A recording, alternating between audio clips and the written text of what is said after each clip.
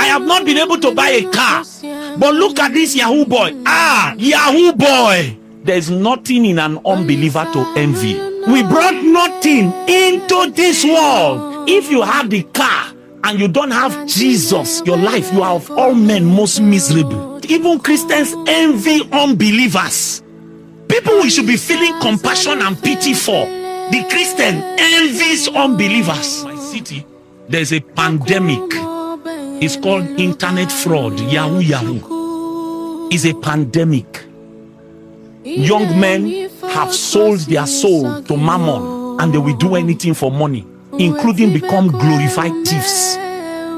Yahoo. Sometimes people can come to church and be using a Yahoo boy as a reference in prayer.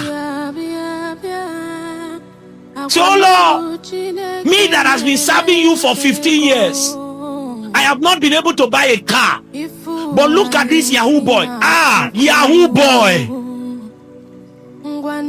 Somebody you should be pitying, that he's still in his sins. He's still a slave of the devil. Your compassion should be rising in your heart, that you will see this great sacrifice that Jesus paid. There's nothing in an unbeliever to envy. It doesn't matter what they drive. It doesn't matter where they live. It doesn't matter what they eat. It doesn't matter how they dress. The most wretched, in quote, the most wretched saint is more glorious than the most adorned unbeliever.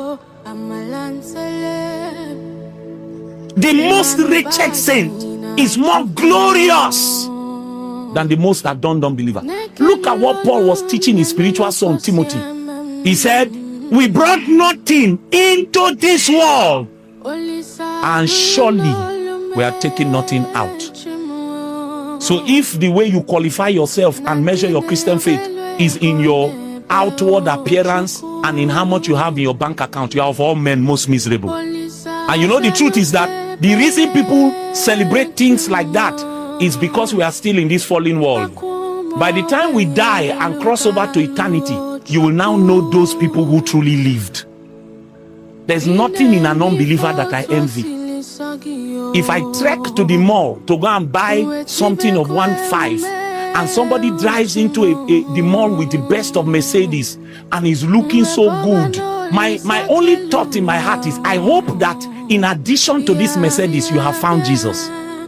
Because the Mercedes is just for this fallen world. If you have the car and you don't have Jesus, your life, you are of all men most miserable. That car cannot save you from the wrath that is to come. So Jesus became the sacrifice, the propitiation.